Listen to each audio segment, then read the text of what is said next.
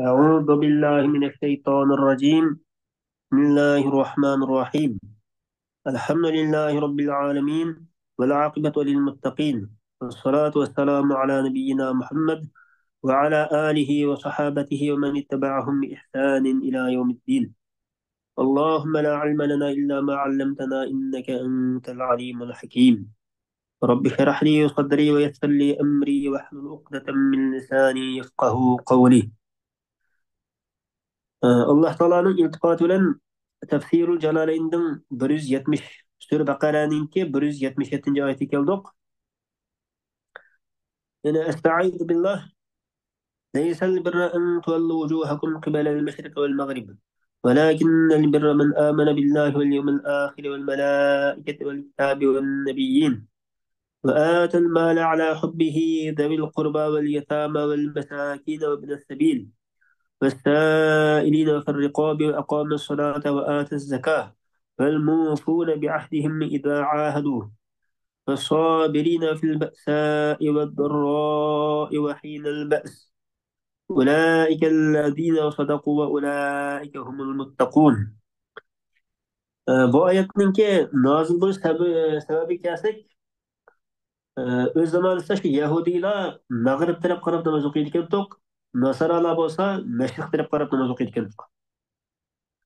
Bular hammasi shu o'ziniki bizningki qiblamizni haq qibla, bizni qilganimiz to'g'ri deb da'vo qilishgandan keyin bu oyat nozil bo'lgan deydi. Ya'ni sizlarninki kun chiqqan va kun totgan tarafga yuz keltirishinglarning o'zila yaxshi amalga yetmaydi. Balki Allohga, oxirat kuniga, farishtalarga, kitobga, ya'ni Alloh nozil qilgan kitoblarga, payg'ambarlarga iymon keltirish, Allohni sevish yuzidan aqrbolarga, yetimlarga, miskinlarga, ibn sabillarga, ya'ni pul bilan aloqasi uzilib qolgan musofirlarga, toillarga va qullarning ozodlikqa erishishiga pul-mol yordam berish, namoz o'qish, zakot berish, ahdi vafo qilish, yo'qsizlikqa, kasallikka va Allohning yo'lida qilingan urushga bardoshlik berish qatorliqlar yaxshi amalga kirdi. Ana shular, ya'ni yuqorqi sifatlarga ega bo'lgan kishilar iymonida rostchil odamlardir. Ana shular taqvodor odamlardir. Yine leysel birra en tuvallu vujuhakum degan sizlarning namozda yuzinglarni qartishinglarning o'zila yaxshilik emas. Leysel birra leysa birra birru men amina demakchi.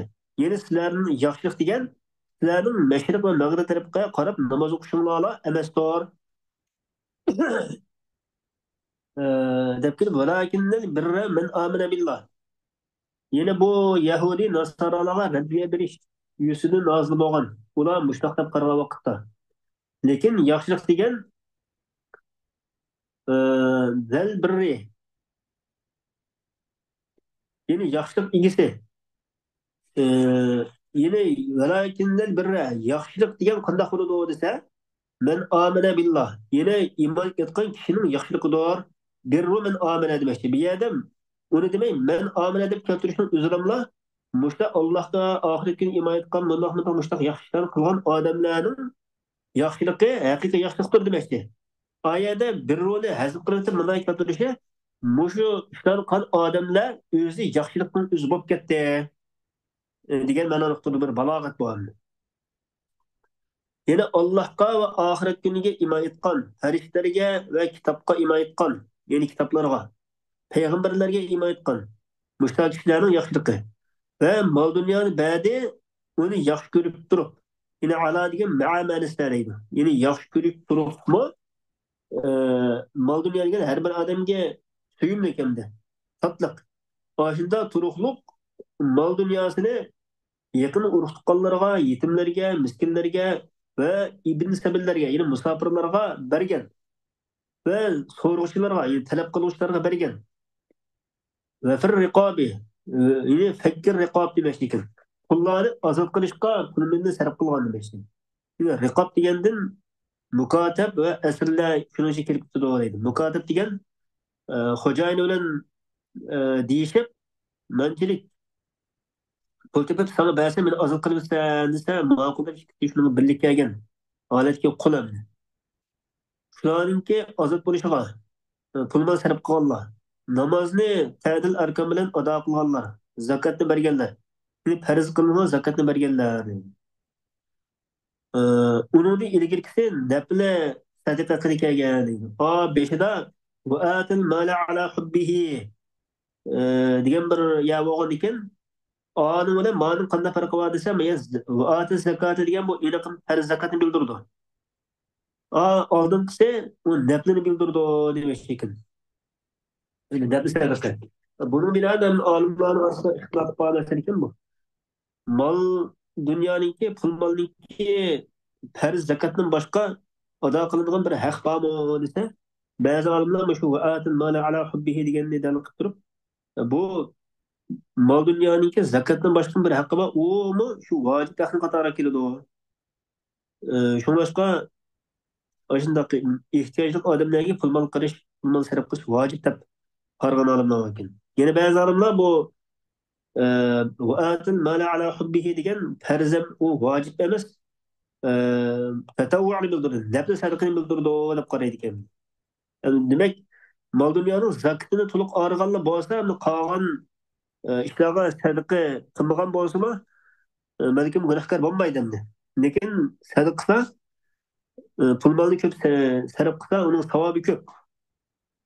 Bu shoyat binoan tushunamiz endi. Yana bir qarash qilgan chog'da gunohkor bo'lib qolish mumkin endi. Zakatdan boshqa mol dunyoning haqqini bermagan taqdirda. Vel mufuna bi ahdihim idza ahadu. Yani Allah'a yoki insonlarga ahd qilib qolsa, o'zaro va'da qilib qolgan bo'lsa, shu ahdiga vafo qilganlar. Alloh taologa masalan men ahd qildik yoki nazr qildik degandek. Yoki ishlarni o'zaro va'dalashdik birashqa. Shundoq ahdiga cho'ng bo'lsin, kichik bo'lsin, shuning hammasiga vafo qilgan kishilar va sabr qiluvchilar. Faqirlikninki fil ba'sa'i degan faqirlikning qattiqligiga deydi. Va darro'i degan kasallikka va Alloh yo'lida qilingan urushninki nihoyat qattiqligiga sabr qilganlar. Va sabirin deganninki esa beshdiki bo'yicha o'qigan vaqtda va sabiruna deb o'qilsa demak deydi. Yani demişka ve sabirin deb nasblik o'qildi desam, madihiyaga binoan shundoq. Yine emdahus sabirin degan ashar emdahu degan mahsub bor demakki. Yine mushna ishlarni qilib kelib qilganlar bo'libmi sabr qiluvchilarning savobi texmi katta demakki. Alloh taolo sabr qiluvchilarni alohida xos qilaman degan maqsadda ishlar keltirgan mashina bu yerda. Mushundaq amalni qilganlarning yaxshiligi haqiqiy yaxshilikdir deb kelib ulaik oshular yine zikr qilingan ishlar bilan sifatlangan oshundoq kishilar allazina sadaqu ular biz Allohga iymon etdik degan iymonida rostchil bo'lgan odamlardir. Yoki biz yaxshilik qilyapmiz degan davosida rost etgan odamlardir. Va ulaika humul muttaqun. Ayni oshular bo'lsa, ular haqiqat Allohdan qo'rqadigan odamlardir. Yani kıldırlamda biz Allah'ın korkuyumuz, Allah'ın korkuyumuz, Allah'ın korkuyumuz dep koyganlar bu hesap emas. Belki Allah'ın korkuşunki takazaları muşu. Muş işlerini tulup kılalıgan adamlar hakiki imanı rastlı bolgan Allah'ın hakiki korkudan takvadır adamlar demiş mi? Muş ayet hazır naite mühim ayet kelimde nurgulgan şeriat hükümlerini söz etpegin. 16 türlük kaydını sözüge de müşahit hazır. 16 türlük. Allah Teala hammeyle şu takvadarların ki Katar'da buluşumuzga nasip kılın. Hem keyinki ayet Allah Teala deydi. Estaizu billah. Ya eyyühellezine amenu kutibe aleykumul kısasu fil katla. الحر بالحر والعبد بالعبد والأنثى بالأنثى فمن عفي له من أخيه شيء فاتباع بالمعروف وأداء إليه بإحسان ذلك تخفيف من ربكم ورحمة فمن اعتدى بعد ذلك فله عذاب أليم. Yani Allah'a iman etken müminler öldürülenler için kısas eriş sizlerge farz kılındı. Her adam için her adamdan, kul için kuldan, ayal için ayaldan kısas elindi. Katil için dini kılındışı tarafından bir narsa keçirim kılınsa, yani öldürülgüçünün ikisi katilden diyet erişke razı bulup, kısas erişten vazgeçken bolsa, u cinayetçinin diyetini çırarakça talep kılışı lazım. Cinayetçi mi diyetini yaxşılıkça yani keçiktirmesden, kemeytimetmesden toluq veriş lazım. Bu hüküm Perverdigarullah tarafından sizlarga berilgan yenişiltishdir ve rahmettir. Shuningdan keyin, yani diyetni qabul qilgandan keyin chekini eshib ketgan, yana qotil o'ldirgan odam qattiq azobga duchor bo'ladi deydi. Mana bu islom dinining nihoyatda odil, tangri shariat ekanligining bir ifodalari bor. Yana ey imoyat qil mu'minlar, kutiba degan farz qilindi sizlarga qisos edish. Qisos degan al mumatala degan gap, yani o'xshash, barobar qilish. Bir adam o'ltirgan bo'lsa, uni barobarida shuni undan qisoslanish, adam o'ltirish demoqchi. O'ltirganlar haqida. Ya'ni sifat jihatini, fe'liy jihatdan shundoq mumasala urish, qisoslanish farz qilindi. Bu qisoslanishninki shakllari tuvanligicha demoqchi.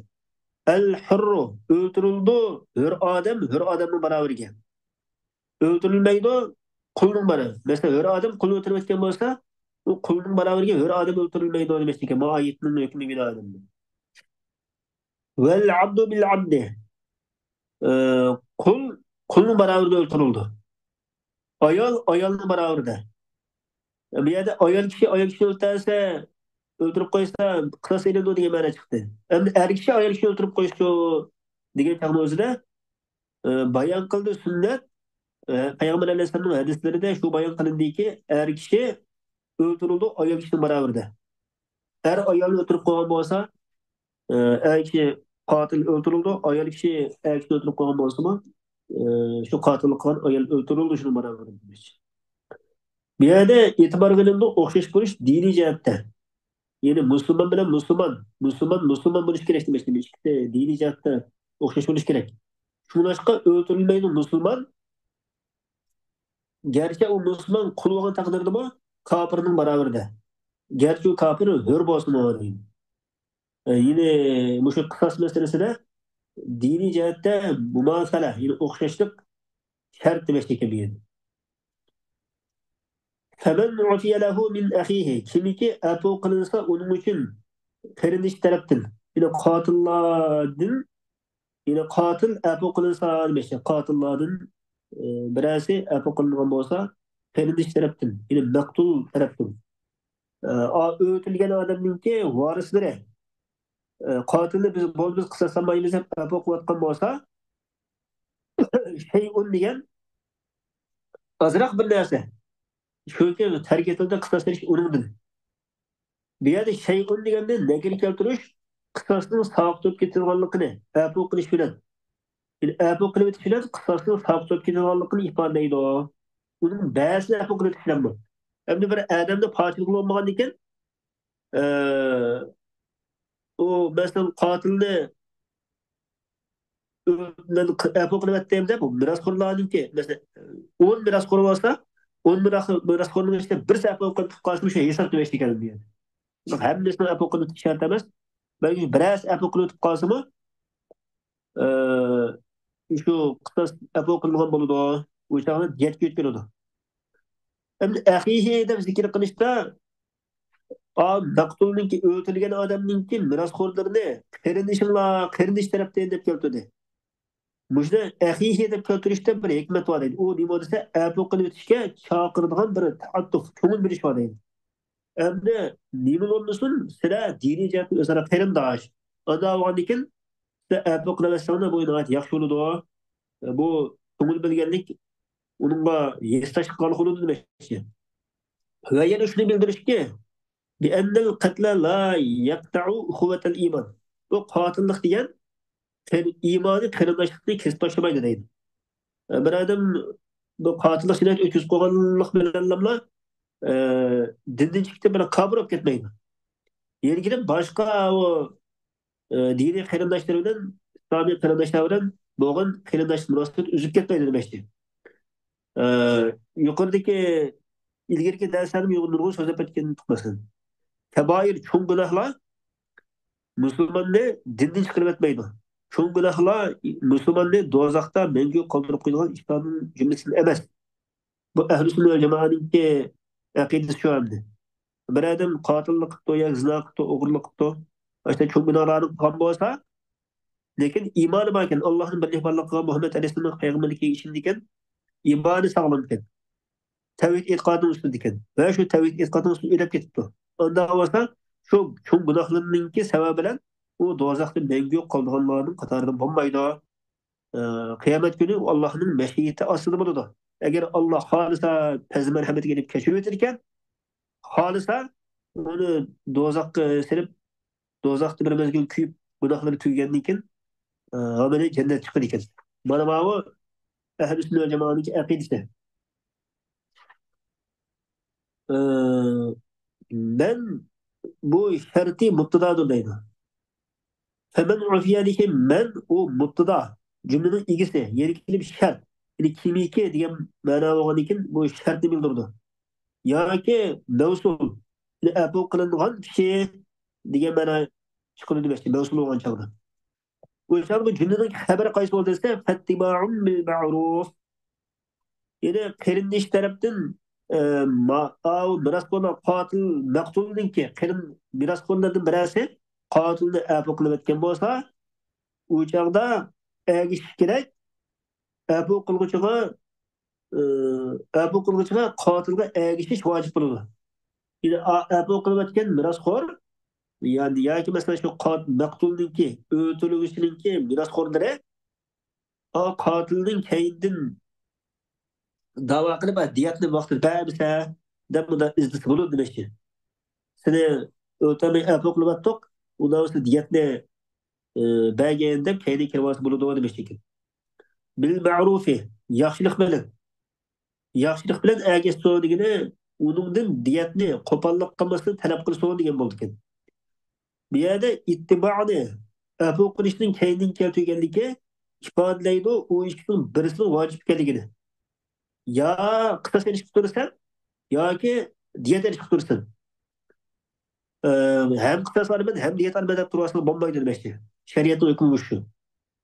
Yoki qisas almay qisasni ilişki afu qilib o'tib diyet alman debsan, undan sonra diyetni ilişkin kerak. Diyetni yapmagandan keyin yana men qotilni o'ldirman deb turasın bo'lmaydi. Oyat oxirida chiqadi bu gap hozir.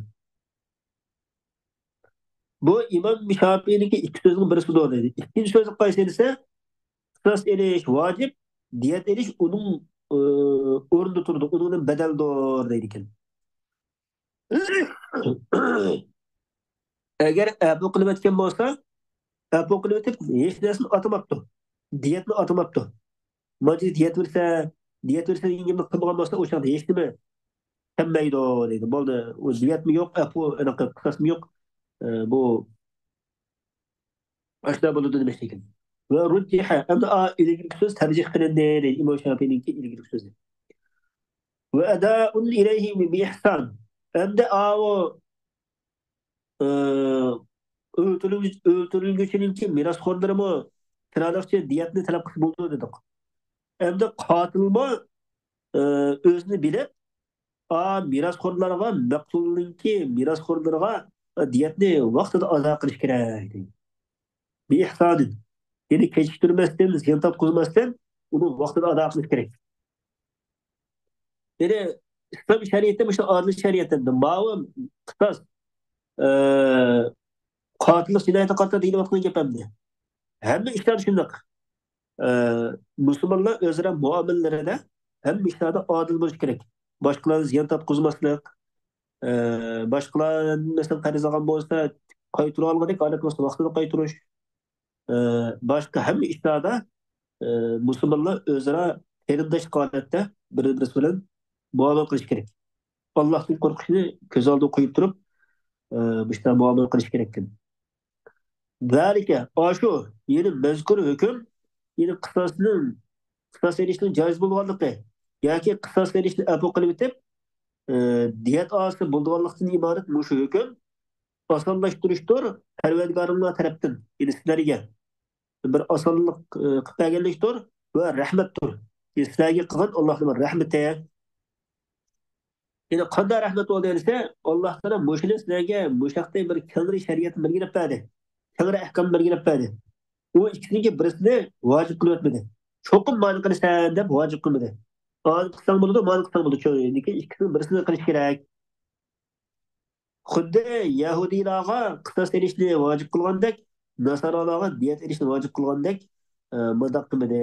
Balki Alloh taolo Muhammad alayhisolamning ummatiga bu ishda o'ttirhol oson shariatni belgilab bergan demoqchi. Famani atada kimiki tashdishib ketsa,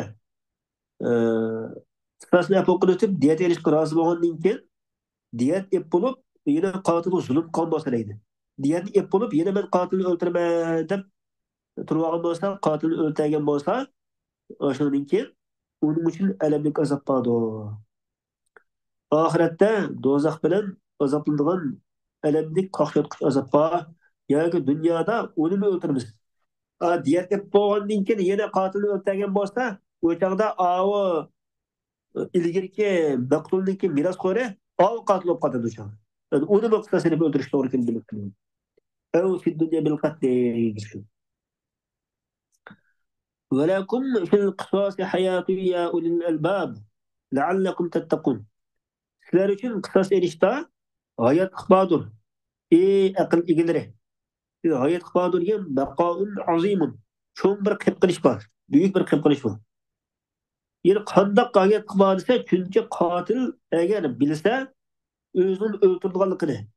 Adam öldürse ahire verip özünün maaşına kısas edip öldürdüğünlüğünü bilse o bu xil qilmishdan yanıdır deydi. Şundan özünün hayatını saqlab qolgan bo'ldi va o'ltirmoqchi bo'lgan odamning hayotini saqlab qolgan bo'ldi. Demak, mishlar bir hem o'zining hem o'ltirmoqchi bo'lgan odamning hayotini saqlab qolgan bunda ahvol bo'lganligi uchun mushta ahvolni bilgandan keyin qisas qotillik qilishdan keyin kelsa, yana bir hayot qilib oldi demoqchi. La'allakum tattaqun. Sizlarning qisas berishdan qo'rqib özünlerinin işte öldürülüp yetiştiğin korkuşunlar için kısas erişten işte hayat kıba şer'i ahkamlar müşündak gelindi. Yani ma ahkamlar karta biraz mezhep arasındaki karışlarını söz etmesek yani.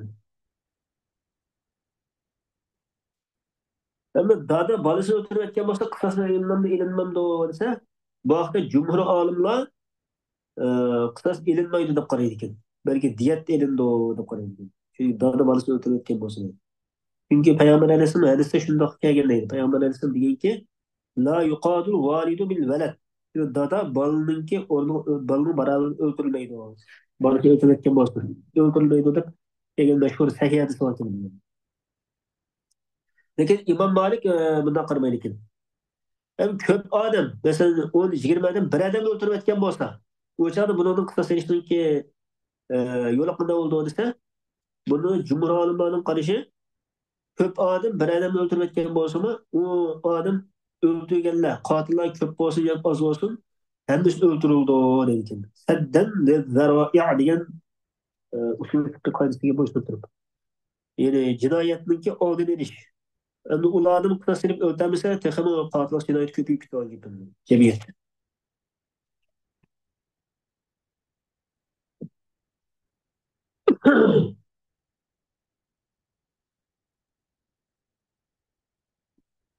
Endi ayollar uyini uchun bu qilib o'tish bormi desa,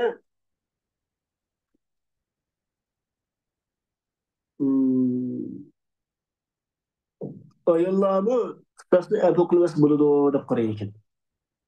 Mesela mirasxo'rlarning birasi, maqtulning mirasxo'rlarining birasi ayol kishi bo'lsa, u ayol kishi abu qilayotgan bo'lsa, shu e'tiborga ilindi. Bu chog'da qotilni o'ldirishdan diyat o'tkazilishdi shu ahvolda. Endi er kishi ayol kishi o'ldirayotgan bo'lsa, buning ahvoli qandoq? Bizda oyatda val unsa bil unsa deb keltirgan bo'lgan ekan. U chog'da er kishi ayol kishi o'ldirayotgan bo'lsa, har ikkisi zo'r ekan endi. Hem her ikisi Müslüman ekan. Bunda bo'lsa bir o qotildan qisas ilm bo'lmaydi. Chunki hadisda oyat ondan kelgan bilan boshqa oyatlarda va payg'ambarning hadislariga binoan bu xil ahvolda bu qisas ilish bor deydi. Chunki Alloh taolo yana bir oyatda Surma aydalik bir ayette ve ketebne aleyhim fiha ennen nefse bin nefsi deb kelgan. Yani canlı can degan bo'lgan ekan, ayol kishini canımı can. Eğer ayol kishini o'tirib qolsangiz, qisas ilindi demoqchi. Shu nimaga shart tuturam menda. Hem Müslüman bo'lsam, hur bo'lsa degan.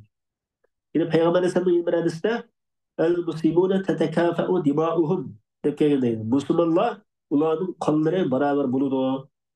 Ayol kishi musulmon bo'lgan kim bu shu hadisni bu shu demoqchi.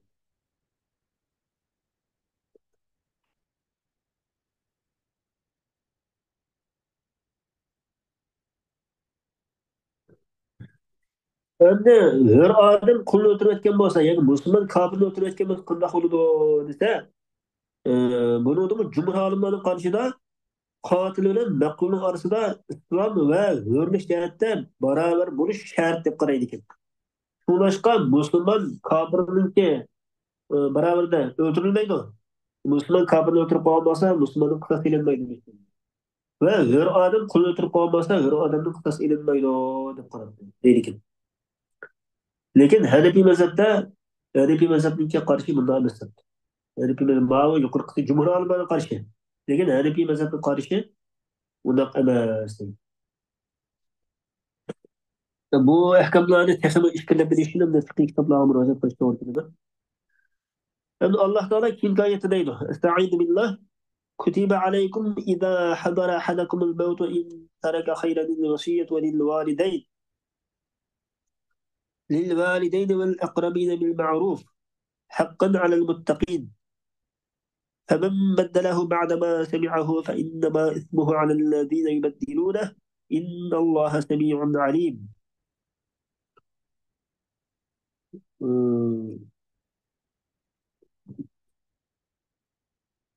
Eğer sizlerden bireyler ölüş aldığında köp mal kaldırgan bolsa, bunun ata-anasına ve akrabalarına adillik bilen vasiyet kılışı takvadarlarning öteşki tegishlik burç süpütte farz kılındı.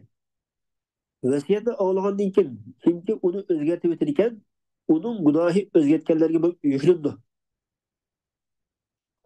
Allah haqiqatan hammani anglab turg'uchidir, hammani bilib turg'uchidir deydi. Yine kutibe farz kılındı sizlerge. Eğer sizlerin birovlarga ölüm hazır bolsa, ölümning sababları hazır bolsa, sakara tushib qolibdi yoki og'ir kasal bo'lib qolibdi, shunday ahvolda agar u odam ko'p mol dunyo qoldirgan bo'lsa, vasiyat qilish farz qilindi. Bu yerda al vasiya degan kutibaniki noib foyda bo'g'ashqa marfu qilgan deydi. Ama izaniki mutaalliqi in bo'ladi. Endi zarfiya deb qaragan vaqtimizda izani mutaalliqini in deb qaraymiz. Endi ibariki cevabı dalalet qiladi. Dalalet qiluvchi indir yana in shart taqdirda. Endi shart deb qaragan taqdirda yana o izaniki in izani javob bo'ldi ekan. Endi inning javobi qaysi desa mahzub. Vasiyat qilsin. Agar mol dunyo qoldigan bo'lsa, vasiyat qilsin degan bo'ladi demoqchi. Kim gelsa ota-onasiga va yaqin urug'-tuqqanlarga yaxshilik bilan, ya'ni odillik bilan vasiyat qilish farz qilindi. Ya'ni uchdan biriga ziyon qilib o'tmaslik bilan va boy odamni ortiq ko'rmaslik bilan. Kambag'alni qo'yib boyga vasiyat qilgan bunda ahvolni qilmaslik bilan shunda vasiyat qilish farz qilindi demoqchi. Bu anda İslam'daki dasbidagi ahkam bu mansub qilingan deydi. Amalda qoldirilgan. Miras oyatlar tushgandan keyin bu ahkam amalda qoldirilgan deydi. Haqqan yine bu haq hukmdir muttaqilarga. Allohdan qo'rqadigan kishilarga. Haqqan degan ilgiriki jumlaning mazmunini ta'kidlaydigan masdar. Bu oyat la vasiyata liwarisin degan Payg'ambar alayhisolamning hadisiga binoan mansub qilingan amalda qoldirilgan. Miras olalaydigan o'lib ketgan kishidan miras olalaydigan odamga vasiyat qilishga bo'lmaydi degan sahih hadis bor. Faman baddalahu.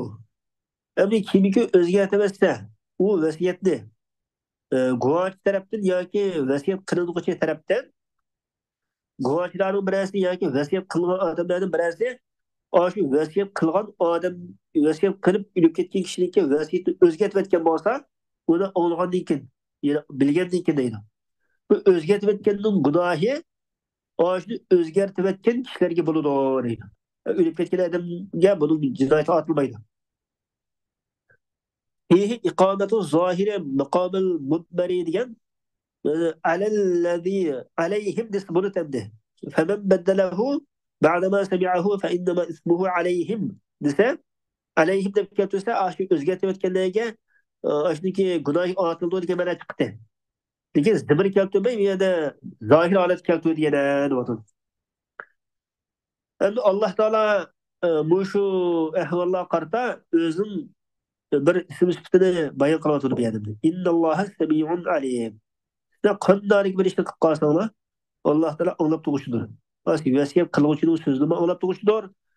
Alimun degan vasiyat qiluvchilikka harakatini uni bilib turg'uchidir. Shuni qarta uning mukofot berguchidir yoki jazo berguchidir. Va shariy ahkam qarta Alloh taolo bunday dedi. Demak, har qanday ahvolda Alloh taolo butun maxluqotlarniki ish harakatlarini anglab turg'uchi, bilib turg'uchi. Shunga har bir musulmon har vaqt Alloh taoloniki shu ism sifatini ko'z oldida qo'yib turib ish qilish kerak. Faman xofa min musin kimiki qo'rqsa vasiyat qiluvchidan. Musin muassin deb bunday o'qilgan. Janafan mayl ketishga, yine haqdan mayl ketishga, haqdan mayl bo'lib xatolashib qilishidan qo'rqib qolsa yoki qasddan bir gunoh qilib qilishidan qo'rqib qolsa, yine gunoh qilib qilishi degandan maqsad 3dan 1dan ortiq vasiyat qilib qo'yarmikan yoki kambag'alga vasiyat qilmay boyni alohida ko'rib vasiyat qilib qo'yarmikan degandek bu ishlar ishlarni qo'rqib qolsa, qo'rqib undan keyin ularning orasini isloh qilgan bo'lsa, odillikqa bo'yirish bilan odillikqa bo'yirish orqali vasiyat qilguvchi va vasiyat qilinuvchininki orasini isloh qilgan bo'lsa, u odamga hech bir gunoh bo'lmaydi bu vaqtda. Innalloha g'afurur rahim. Endi bu shu ishlarda isloh qilish jarayonida u odamning niyati durust bo'lmasa, azur ko'pdan xato qilib qo'ygan bo'lsa-mu, Alloh taolo uni mag'firat qilib o'tkichdir. Alloh taolo bandalarga rahim dilzotdir. Alloh taolo hammalarni haq ustida yashab taqusida vafot etishni nasib qilsin. Va axiru da'wana alhamdulillahi robbil alamin.